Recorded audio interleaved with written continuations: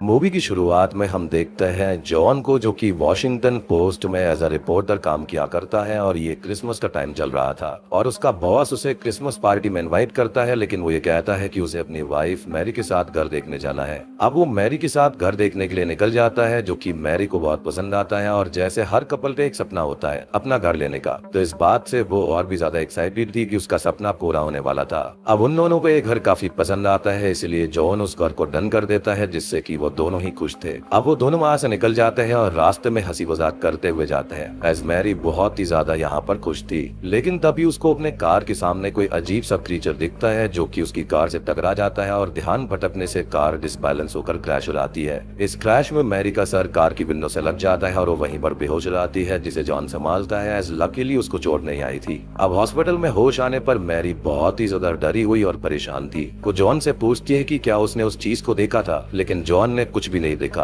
और मैरी अब बहुत ज्यादा घबराने लगती है और ये बोलती है कि उसके साथ कुछ तो गलत है। खैर अगले सीन में उसका ब्रेन स्कैन किया जाता है और ये पता चलता है कि उसको एक तरह का ट्यूमर है और इसके बारे में जॉन अपने फ्रेंड एड से बात करते हुए ये बताता है कि डॉक्टर के अकॉर्डिंग ये बहुत ही रेयर प्रॉब्लम है और ये 6 लाख में से किसी एक पर्सन को होती है और ये एक्सीडेंट से नहीं हुआ है, बल्कि कुछ टाइम पहले से ही मैरी को ये ट्यूमर था। यानी कि अगर ये एक्सीडेंट नहीं होता और उसका ब्रेन स्कैन नहीं होता तो ये चीज कभी पता ही नहीं चलती। खैर वो अब ये बोलता है कि उनकी लाइफ कितनी अच्छी चल रही थी और वो अपना घर लेने वाले थे, लेकिन सडनली सब कुछ खराब हो गया, जैसे कि यूनिवर्स ने उसको खुश देखा और उसकी लाइफ खराब करने का फैसला कर लिया और वो काफी ज्यादा परेशान हो जाता है और एड उसको संभालता है। अब अगले सीन में वो हॉस्पिटल में मैरी के पास होता है और वो ये बोलती है कि उसने सब कुछ खराब कर दिया और वो उससे इस चीज के लिए माफी मांगती है और बोलती है कि जॉन हमेशा खुश रहे। इस पर जॉन उसको बताता है कि उसने कुछ भी खराब नहीं किया है, सब कुछ ठीक हो जाएगा। खैर थोड़ी देर के बाद में वो एक्सीडेंट स्पॉट पर जाता है ये चेक करने की मैरी ने वहाँ पर क्या देखा था और एक्सीडेंट आखिर हुआ कैसे, लेकिन उसको कुछ खास समझ में नहीं आता। लेकिन शॉकिंगली कार के सामने वाले पार्ट पर वो ये नोटिस करता है कि कुछ सिंबल जैसा बना हुआ था और उतना हिस्सा बर्न्ड है, लाइक जैसे कि कोई जलती हुई चीज या फिर कोई बहुत ही गर्म चीज वहां से टकराई हो। यानी कि जो चीज मैरी ने देखी थी वो उसका भ्रम नहीं था, वहां पर वाकई में कुछ न कुछ जरूर था जिसको जॉन नहीं देख पाया। फिर अगले सीन में उसे हॉस्पिटल से कॉल आता है और वहां जाने पर उसको यह पता चलता है कि मैरी की डेथ हो चुकी है। जी हाँ, ट्यूमर की वजह से उसकी डेथ हो गई थी। अब मैरी की डेथ से वो बहुत ही ज्यादा दुखी था, लेकिन खुद को संभालने की वो पूरी कोशिश करता है। कुछ ही दिन के बाद में वो हॉस्पिटल से मैरी का सामान लेकर जाने लगता है और तभी एक वार्ड बॉय वहाँ पर आता है और उससे बोलता है कि वो सब कुछ जानती थी और वो एंजल्स की ड्राइंग किया करती थी। जॉन मैरी का स्केच पैड देखता है तो उसके अंदर उसने ढेर सारी अजीब से स्केच बनाए हुए थे, जैसे कि किसी मौत लाइक क्रीचर के या फिर और भी कुछ अजीब चीजें वहाँ पर थी, जो कि जॉन को समझ में नहीं आती और तब तक वो वार्ड बॉय भी वहाँ से गायब हो जाता है। यानी कि यहाँ पर कुछ ना कुछ गड़बड़ चल रही थी। खैर अब कहानी 2 साल आगे जाती है और अब जॉन मैरी की यादों के साथ ही आगे बढ़ रहा था, जहाँ पर उसका दोस्त एड उसको ये बोलता है कि उसे अब अकेले नहीं रहना चाहिए और किसी को अपने लाइफ में ले आना चाहिए, लेकिन जॉन ये सब करने से मना कर देता है। एड उसको गवर्नर का इंटरव्यू देने जाना था, तो वो अभी काफी बिजी है। बेसिकली वो इन चीजों को इग्नोर कर रहा था और वो अपनी जिंदगी में मैरी के अलावा किसी और को फिलहाल जगह देना नहीं चाहता था। अब वो रात को 1 बजे वॉशिंगटन डीसी से दूसरे टाउन रिचमॉन्ड जाने के लिए निकल जाता है, जहाँ पर उसको इंटरव्यू लेना था और रात को 1 बजे के आसपास वो निकल जाता है और लगभग 400 माइल्स आगे जाते ही एक छोटे टाउन में उसकी कार अपने आप ही बंद पड़ जाती है और उसे समझ में नहीं आता कि ऐसा कैसे हो गया, भी कार बिल्कुल सही थी। अब वो हेल्प मांगने के लिए यहाँ वहाँ घूमने लगता है और पास के ही एक घर पर हेल्प लेने के लिए जाता है और वहाँ पर जाकर अपनी प्रॉब्लम बताता है कि उसकी कार यहाँ पर खराब हो गई है। उसका ये कहना था कि वो कहीं पर जा रहा था, लेकिन होता यह है कि उस घर का ओनर शॉकिंगली उसे देखकर अपनी वाइफ से ये कहता है कि ये वही है और जॉन को वो पकड़कर घर के अंदर ले आता है और गन पॉइंट पर रख लेता है और वो ये कहता है कि वो जानता था कि जॉन यहाँ पर आएगा। अब इसी बीच उसकी वाइफ टाउन की पुलिस ऑफिसर क्वानी को बुला लेती है और उसके आने पर ओनर गॉर्डन स्मॉलवुड ये बोलता है कि आदमी पिछले 2 दिन से इसी टाइम 2:30 बजे उसके घर पर आता है और सेम बात बोलता है कि उसे फोन करना है और आज वो फिर से आ चुका है। लेकिन जॉन ये कहता है कि उसे तो इस बारे में कुछ भी नहीं पता और वो वॉशिंगटन डीसी से यहाँ पर पहली बार आया है और वो तो अपने काम से यहाँ पर जा रहा था और साथ ही साथ वो कॉनी को अपनी आईडी भी दिखाता है। कॉनी अब गॉर्डन से बात करती है और वो पूरी तरह से श्योर था कि यही आदमी उसके घर पर रोज आ रहा था 2 दिन से, लेकिन जॉन यहाँ पर कुछ और ही बात बोल रहा था कि वो तो गॉर्डन को यहाँ पर जानता भी नहीं है। अब वो गॉर्डन को समझाते हुए ये बोलती है कि वो इसका पता लगाएगी। साथ ही साथ वो उसकी वाइफ डैन्सी स्मॉलवुड से ये पूछती है कि क्या उसने भी इस आदमी को देखा था, जिस पर वो ये कहती है कि उसने किसी भी आदमी को नहीं देखा है कि वहाँ पर कौन आता है, लेकिन उस टाइम पर उसने 3 दिन लगातार नॉक सुनी है। अब कॉनी जॉन को लेकर वहाँ से निकल जाती है और टाउन तक लिफ्ट दे देती है और कार को वो टो करवा देगी ऐसा वो कहती है। अब रास्ते में वो जॉन से पूछती है कि आखिर वो यहाँ पर कर क्या रहा है। इस पर वो ये बोलता है कि वो कहीं पर जा रहा था और वो ये कहती है कि वो उसे पहचानती है, उसने टीवी पर उसको देखा है। और कॉनी का ये कहना था कि उसने कोई चोरी नहीं की है, किसी को नुकसान नहीं पहुंचाया है, तो उसको अरेस्ट नहीं किया जाएगा। जिस पर वो कॉनी से ये पूछता है कि उसे उस घर के ओनर से क्या खतरा हो सकता है, जिस पर वो ये कहती है कि नहीं, उसे उनसे कोई भी खतरा नहीं है क्योंकि वो लोग काफी अच्छे हैं। बस टाउन में आजकल अक्सर अजीब चीजें होती रहती हैं। खैर अब वो उसको एक मोटल के पास में छोड़ देती है और इस टाउन का नाम बताती है जो कि पॉइंट प्लेजेंट था। और मोटल में चेक इन करते टाइम जॉन टाउन के मैप को चेक करता है तो वो शॉक्ड हो जाता है क्योंकि डीसी से रिचमॉन्ड के रूट से बिल्कुल ही अलग रूट पर यह टाउन है जो कि ओहायो रिवर के किनारे पर बसा हुआ है। और उसे अभी समझ में नहीं आ रहा था कि वो यहाँ पर आखिर आ कैसे गया। अब अगली सुबह वो एड से बात करके गवर्नर के इंटरव्यू के बारे में अपडेट देता है कि वो टाइम से पहुंच जाएगा इंटरव्यू लेने के लिए। अब वो अपनी कार लेने जाता है और मैकेनिक उसको बताता है कि उसकी कार में कोई भी खराबी नहीं है और वो एकदम सही है, जो कि थोड़ी अजीब बात थी एज रात ने वो अपने आप ही बंद पड़ गई थी, यानी कि वो यहाँ पर आया नहीं है बल्कि लाया गया है। अब तभी उसे पास की किसी शॉप पर वही प्रीवियस नाइट वाला घर का ओनर गॉर्डन दिखाई देता है और वो उससे बात करके रात की मिसअंडरस्टैंडिंग के बारे में माफी मांगता है, जिस पर वो ये कहता है कि कॉनी ने उससे बात करी है और वो चीजों को जाने देना चाहता है और जॉन उसे परेशान ना करे, जिस पर वो ये बोलता है कि उसे नहीं पता कि रात ने वो कैसे यहाँ तक आ गया, इवन वेस्ट वर्जीनिया में भी वो कैसे आ गया उसको नहीं पता।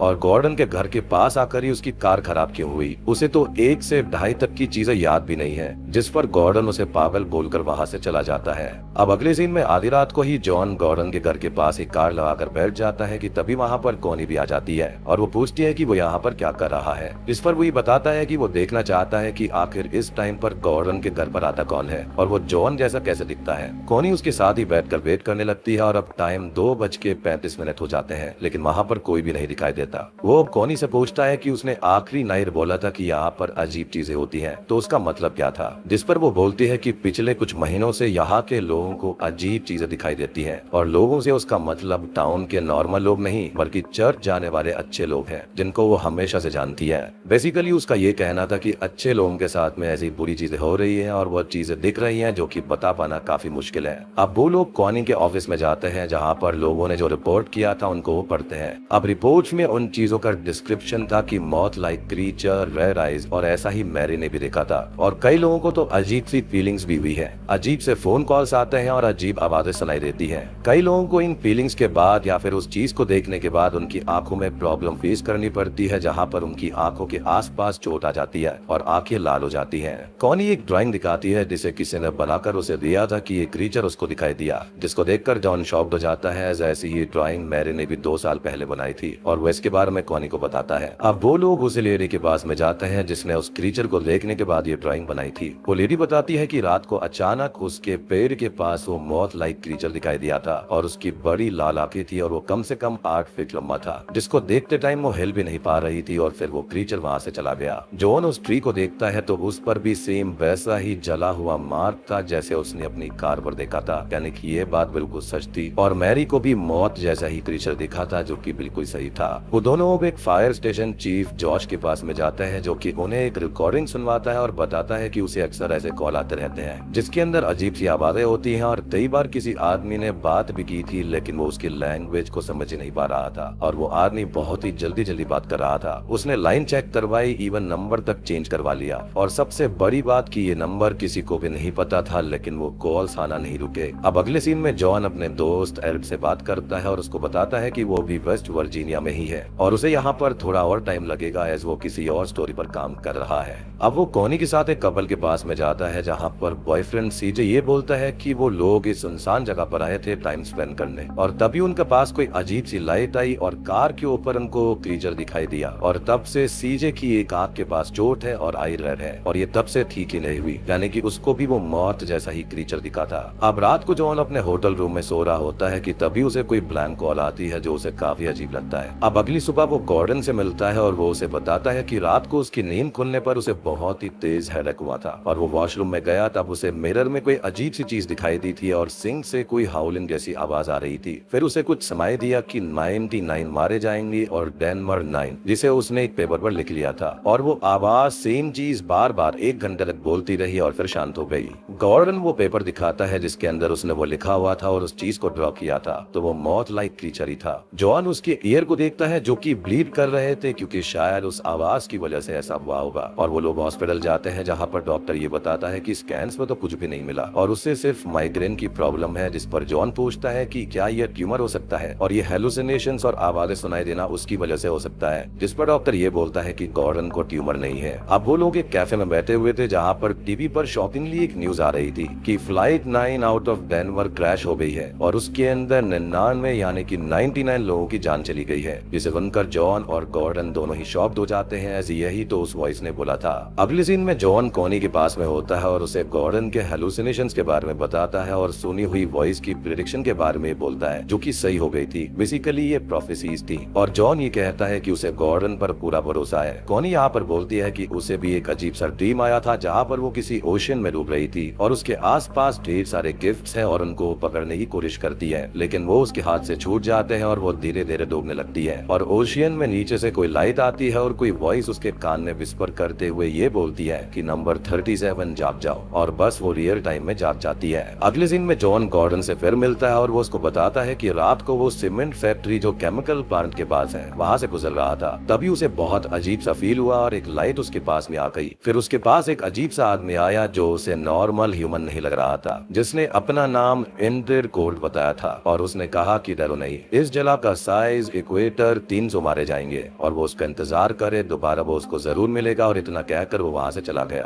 अब गॉर्डन जॉन को एक न्यूज़पेपर दिखाता है जिसके अंदर न्यूज थी एक्वेडोर की, जो कि साउथ अमेरिका में है। वहाँ पर अर्थक्वेक आने से 300 लोगों की जान चली गई है और यही चीज तो एंड्रेड कोल्ड ने उसको बताई थी। खैर अगले दिन में जॉन उसी जगह पर जाकर चेक करता है तो उसे वहाँ पर कोई भी नहीं मिलता, लेकिन उसे 2 साल पहले का एक वाक्य याद आता है कि वो वार्ड बॉय वहाँ पर हॉस्पिटल में था जिसने उससे बात करी थी और वो ह्यूमन जैसा नहीं था। उसके दिमाग में ऐसा आ रहा था कि शायद वो भी इंसान नहीं होगा, क्योंकि वो तभी कुछ बोलते ही अचानक से गायब हो गया था। अब वो अपने मोटल में कॉनी के साथ होता है कि तभी उसे गॉर्डन का कॉल आता है और वो बोलता है कि एंड्रेड कोल्ड अभी उसके साथ है और जॉन तुरंत ही कॉनी को गॉर्डन के घर भेज देता है। अब वो एंड्रेड से बात करने लगता है और कॉल रिकॉर्ड करने लगता है। वो कुछ भी पूछे उससे पहले ही एंड्रेड उसे उसकी लाइफ के बारे में सब कुछ बता देता है कि जॉन कहाँ पैदा हुआ, उसके फादर कौन है, मदर कौन है नॉल। जॉन उससे अब रूम के बारे में पूछने लगता है कि वो कहाँ पर है और अभी क्या कर रहा है, और वो सब कुछ एग्जैक्ट बता देता है, जिससे जॉन परेशान होकर लाइट्स ऑफ कर देता है और पर्दे रख लेता है। लेकिन तब भी एंड्रेड उसके सारे सवालों का एकदम सही जवाब दे रहा था कि जॉन क्या कर रहा है और कहाँ पर है। अब जॉन समझ गया था कि ये सब नॉर्मल नहीं है और वो पूछता है कि मैरी के साथ में क्या हुआ था, जिस पर वो बोलता है कि वो ढूंढने से नहीं मिलेगी और टाइम आने पर जॉन उससे मिल लेगा। और एक बहुत ही तेज अजीब सी आवाज के साथ कॉल कट हो जाती है। इधर कॉनी गॉर्डन के घर पर आती है और वो डोर ओपन करता है और वो कॉल के बारे में पूछती है, जिस पर वो ये कहता है कि वो तो काफी टाइम से सो रहा था और उसने कोई भी कॉल नहीं करी,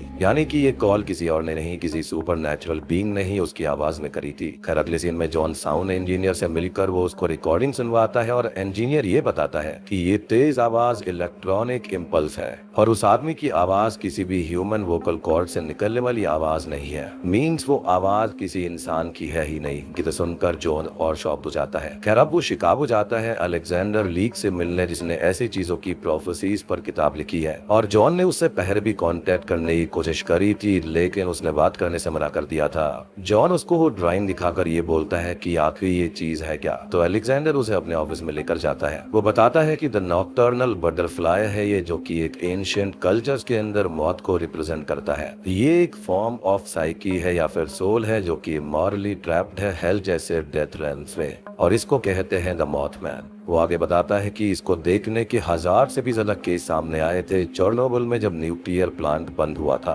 और ये हम सब जानते हैं कि वहाँ पर एक बहुत बड़ी ट्रेजेडी हुई थी और उससे पहले ही कई बार लोगों ने दावा किया कि उन्होंने मौत खन को देखा है और शायद से उसने लोगों को वार्न किया था कि यहाँ पर कुछ होने वाला है। गैल्वेस्टन में 1969 के अंदर हरिकेन से पहले लोगों ने उसे देखा था, बस इसका कोई ऐसा प्रूफ नहीं है कि ये मटेरियल वर्ल्ड में एग्जिस्ट करते हैं, क्योंकि ये हमारे बीच इस दुनिया में केवमैन के टाइम से ही है, जिनकी पेन पेंटिंग्स केव के अंदर मिली है और ये हमारे एनवायरनमेंट का एक नॉर्मल हिस्सा है, बस हमारी फिजिकल रियलिटी का पार्ट नहीं है और इसका कोई भी एक्सप्लेनेशन नहीं है कि वो किस चीज का पार्ट है। और ये एक ऐसे समय पर दिखाई देते हैं जब कोई डिजास्टर होने वाला होता है। इस पर जॉन ये बोलता है कि क्या ये डिजास्टर लाते हैं या फिर हमें वार्न करते हैं। तो अलेक्जेंडर ये बोलता है कि उनके मोटिवेशंस ह्यूमंस नहीं होते और मॉथमैन ने ये नोटिस कर लिया है कि जॉन उनको नोटिस कर चुका है और अक्सर इंसान उनके सबसे ज्यादा करीब तब पहुंचने लगता है जब वो खुद किसी ट्रॉमा में हो। और हम जानते हैं कि जॉन मैरी की मौत से आज तक उबर नहीं पाया था और यही रीजन है कि उसको भी मॉथमैन दिखाई दे रहा था और उसकी आवाज सुनाई दे रही थी। अब वो दोनों बाहर आकर बात करते हैं और गॉर्डन से बात करने वाले एंड्रेड गोल्ड के बारे में जॉन उनसे पूछता है, जिस पर अलेक्जेंडर ये बोलता है कि वो अलग अलग इंसानों को अलग अलग रूप में दिखते हैं, जैसे कभी इंसान, कभी मॉन्स्टर तो कभी आवाजें। जिस पर जॉन ये पूछता है कि वो ये सब जानता है, कहीं ये मॉथमैन गॉड तो नहीं है। जिस पर अलेक्जेंडर ये जवाब देता है कि एक बहुत बड़ी बिल्डिंग के ऊपर रहने वाले लोगों को रोड पर दूर तक का सब दिखता है, लेकिन इसका मतलब ये नहीं कि वो गॉड है। जॉन आगे ये पूछता है कि वो हमसे इतना एडवांस है तो नीचे आकर हमसे बात क्यों नहीं करते। इस पर अलेक्जेंडर बोलता है कि हम इंसेक्ट से ज्यादा एडवांस्ड हैं, हम भी तो उनसे बात नहीं करते। और वो आगे पूछता है कि पॉइंट प्लेजेंट में कितने लोगों को दिखाई दिया है। इस पर जॉन जवाब देता है कि 10 से 20 लोग। और अलेक्जेंडर ये बोलता है कि वहां पर कुछ गलत होने वाला है और जॉन उस शहर से दूर रहे। जिस पर वो ये कहता है कि वो यहाँ पर लाया गया है। इस पर अलेक्जेंडर ये कहता है कि अगर वो यहाँ पर अपने आप ही पहुंच गया है, यानी कि लाया गया है, तो सिर्फ मरने के लिए। अब जॉन वापस से पॉइंट प्लेजेंट आकर कॉनी से मिलता है और पता चलता है कि गॉर्डन को काम से निकाल दिया गया है क्योंकि उसने काम पर ही जाना छोड़ दिया था और उसकी वाइफ डनीस ने भी उसको छोड़ दिया था। कॉनी ये बताती है कि टाउन में 15 और लोगों ने मॉथमैन को देखा है और वो बाद में अलेक्जेंडर लीक के बारे में पूछती है कि उसने क्या बताया। जिस पर जॉन ये कहता है कि वो उससे मिला ही नहीं और यहाँ पर झूठ जॉन ने इसलिए बोला ताकि कॉनी परेशान न हो जाए। अब वो गॉर्डन को ढूंढते हुए जाता है जो उसे ब्रिज पर मिलता है और वो ये कहता है कि ये सब सच है, कि आवाजें, एंड्रेड गोल्ड, सब कुछ सच है। और अब गॉर्डन को सब पागल समझने लगे हैं। जॉन अब घर आकर सो जाता है और सुबह के टाइम उसको रिसेप्शन से कॉल आता है जो कि ये कहता है कि जॉन ने विकअप कॉल करने के लिए कहा था, लेकिन जॉन ने रियल में ऐसा कुछ भी नहीं बोला, यानी कि यहाँ पर भी मॉथमैन का कुछ ना कुछ इन्वॉल्वमेंट है। खैर अब वो वॉशरूम जाता है और उसे अजीब अजीब विजन्स आते हैं कि वो अपना सर मिरर में मार रहा है और तभी उसको एक कॉल आती है। ये कॉल गॉर्डन का ही था और वो बोलता है कि एंड्रेड ने सब कुछ सच कहा था और सब कुछ रियल है और कॉल कट हो जाती है। जॉन अब परेशान होकर गॉर्डन के घर पर जाता है तो घर से कुछ ही दूरी पर उसकी लाश उसको मिलती है जो कि ठंड से मारा गया था क्योंकि वो वहीं पर बैठा रहा। और कुछ ही देर में पुलिस भी वहां पर आ जाती है और जॉन कॉनी को बताता है कि गॉर्डन ने उसे 1 घंटे पहले कॉल किया था, लेकिन कॉनी उसे एक शॉकिंग बात बताती है कि उसकी मौत तो 8 घंटे पहले ही हो गई थी,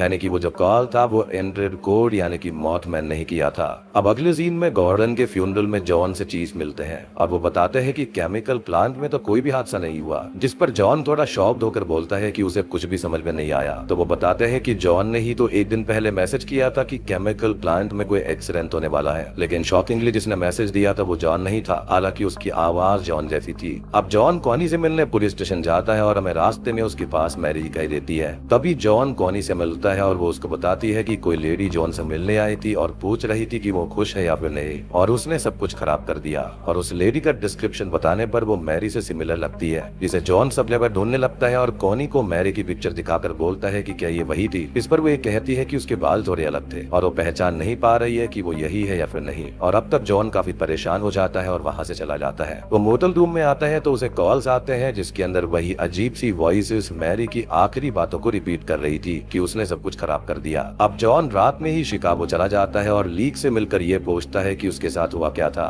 और ये जानना जॉन के लिए काफी जरूरी है एज लीक का खुद भी एक पास्ट एक्सपीरियंस था इन चीजों से जुड़ा हुआ। वो बताता है कि एक दिन उसे आवाजें सुनाई देने लगी थी और धीरे धीरे वो आवाजें मैसेजेस बन गई थी जो कि प्रेडिक्शंस हुआ करते थे किसी डिजास्टर के, और वो लोगों को इसके बारे में वार्न किया करता था, लेकिन उसकी बात कोई नहीं सुनता और बाद में लोग मारे जाते थे। उसको इन्वेस्टिगेट किया गया था, ऑलमोस्ट अरेस्ट भी कर लिया गया था और फिर उसके बीवी बच्चों ने भी उसको छोड़ दिया और उसे 4 साल मेंटल हॉस्पिटल में बिताने पड़े, जिसके बाद में उसने फैसला कर लिया था कि उन चीजों का प्रूफ खोजने से बेहतर जिंदा रहना है। और जॉन भी उन चीजों से बहुत दूर रहे क्योंकि ऐसी सुपर नेचुरल चीजों को आप प्रूफ नहीं कर सकते। अब मोटल जाकर जॉन अपने रूम से सभी रिसर्च का सामान फेंकने लगता है और तभी उसे कॉल आता है उसके बॉस का, जो कि उसको ये बताता है कि गवर्नर केमिकल प्लांट का टूर करने जा रहे हैं जो कि पॉइंट प्लेजेंट में है। तो जॉन उनसे वहीं पर मिल ले और उनका इंटरव्यू ले ले। अब जॉन टेप रिकॉर्डर में रिकॉर्ड हुई वॉइस को सुनता है तो उसके अंदर मैसेज था कि रिवर ओहायो पर ग्रेट ट्रेजेडी होने वाली है और जॉन समझ जाता है कि केमिकल प्लांट पर कुछ होने वाला है। अब वो कॉनी को इसके बारे में बताते हुए वार्न करता है और उसे ये भी बता देता है कि वो लीक से मिला था और उसने उसको क्या क्या बताया और ओहायो रिवर पर केमिकल प्लांट बना हुआ है और वहाँ पर कोई ना कोई दिक्कत होने वाली है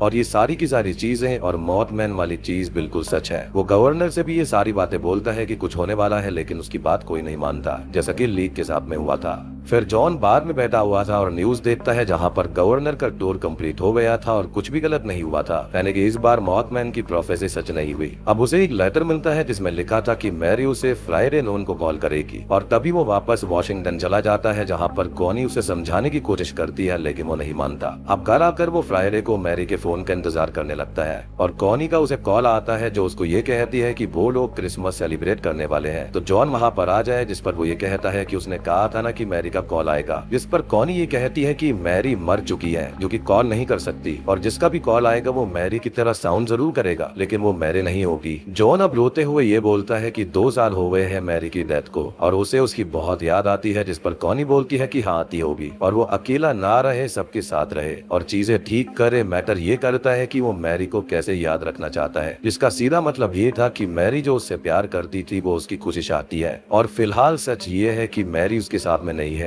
और अगर वो चाहे तो किसी नकली साई के साथ में रह सकता है। वो आगे ये भी कहती है कि जॉन को जो ठीक लगे वो करे और शाम को 6 बजे वो लोग सेलिब्रेशन शुरू करेंगे और 8 बजे गिफ्ट को ओपन करेंगे। अब कॉल कट होने के बाद में वो कॉनी के पास जाने के लिए रेडी होने लगता है क्योंकि वो समझ चुका था कि क्या सही है और क्या करना चाहिए, लेकिन तभी कॉल आने लगता है और वो उठाना तो चाहता था उस कॉल को और वो इमोशनल भी हो जाता है, लेकिन फाइनली वो फोन को तोड़ देता है और टूटे हुए फोन पर भी कॉल आती रहती है जिसको वो इग्नोर कर देता है एज वो अपने ट्रॉमा से अब बाहर आ गया था। लेकिन ये जो कॉल थी ना वो खाली मैरी की आवाज के लिए नहीं थी, बल्कि वो उसको कुछ इम्पोर्टेंट बताना चाहती थी जो कि ऑब्वियसली किसी और की आवाज नहीं बल्कि मॉथमैन की थी। अब वो पॉइंट प्लेजेंट के लिए निकल जाता है और 6 बजने से पहले पॉइंट प्लेजेंट पहुंच भी जाता है, लेकिन आज क्रिसमस ईव का दिन था तो ट्रैफिक बहुत ज्यादा होने से ब्रिज पर जाम लग जाता है, जिसमें कुछ ही दूरी आगे कॉनी भी फंसी हुई थी। वो कार से उतरकर चेक करने लगता है और इसे ब्रिज पर सीजे भी फंसा हुआ था जिसकी आज शादी थी, इसके बारे में हमने पहले बात करी थी, जिसकी एक आंख लाल हो गई थी। अब जॉन थोड़ा नॉर्मल सब जगह देखता है कि इतने टाइम से जाम क्यों लगा हुआ है और एक आदमी उसे बताता है कि ट्रैफिक लाइट्स अचानक ही खराब हो गई है। अब तभी जॉन को एक अजीब सा एहसास होता है और तब उसको रियलाइज होता है और वो ये देखता है कि केमिकल प्लांट तो सिर्फ ओहायो रिवर के किनारे पर है, लेकिन ये ब्रिज तो ओहायो रिवर के ऊपर ही है और प्रेडिक्शन ये थी कि ओहायो रिवर पर एक ट्रेजेडी होने वाली है, यानी कि उसने मिसअंडरस्टूड कर लिया था उस प्रोफेसी को। जॉन अब समझ जाता है कि क्या होने वाला है और वो सबको कार से बाहर निकालने लगता है कि तभी हम देखता है कि ब्रिज अचानक से टूट जाता है और हिलने लगता है और कॉनी भी समझ जाती है और ब्रिज खाली कराने लगती है। अब कुछ लोग तो ब्रिज से निकल जाते हैं, लेकिन अब तक आधा ब्रिज टूट कर रिवर में गिर जाता है। जॉन की नजर अब कॉनी पर पड़ जाती है और वो उसके पास जाने लगता है, लेकिन अब बाकी का ब्रिज भी टूट कर रिवर में गिर जाता है और कॉनी अपनी कार के साथ ही रिवर के अंदर गिर पड़ती है और पानी में डूबने लगती है। जॉन उसे बचाने के लिए रिवर में जंप कर देता है और काफी कोशिशों के बाद में कॉनी को बचा लेता है। जब वो पानी से बाहर आता है तो हम देखता है कि पानी में बहुत सारे प्रेजेंट्स तैर रहे हैं और ऐसा ही एक ड्रीम कॉनी ने भी देखा था। खैर अब अगले सीन में पुलिस और हेल्प यूनिट वहां पर आ गई थी और पानी से लोगों को बाहर निकाल रही थी। अब चीफ जॉन को ही बताता है कि टोटल 36 लोगों की जान चली गई है और अब कॉनी और जॉन को ये रियलाइज होता है कि उसके ड्रीम में वेकअप नंबर 37 का मतलब क्या था और ये प्रेडिक्शन पूरी तरह से सही हुई थी जो कि द मॉथमैन उनको बता रहा था। यानी कि यहाँ पर जॉन का आना सिर्फ यही था ताकि वो कॉनी को बचा पाए, यानी कि यहाँ पर कॉनी का मरना तय था, लेकिन मॉथमैन ने इनडायरेक्टली उसकी हेल्प करी। खैर मूवी की एंडिंग सीन में ये बताया जाता है कि द सिल्वर ब्रिज के टूटने का सही रीजन कभी पता ही नहीं चल पाया और अब दुनिया भर में मॉथमैन दिखाई दिया, लेकिन उस दिन के बाद फिर कभी भी पॉइंट प्लेजेंट में वो दिखाई नहीं दे पाया था। इसी के साथ में यह मूवी यहीं पर खत्म हो जाती है। तो दोस्तों ये थी द मॉथमैन प्रोफेसीज मूवी की कहानी। उम्मीद करता हूँ कि आपको ये रियल स्टोरी पसंद आई होगी। तो उम्मीद करता हूँ कि आपको ये वीडियो पसंद आई होगी। पसंद आई है तो वीडियो को लाइक कर देना, चैनल पर नए हैं तो सब्सक्राइब कर लीजिए।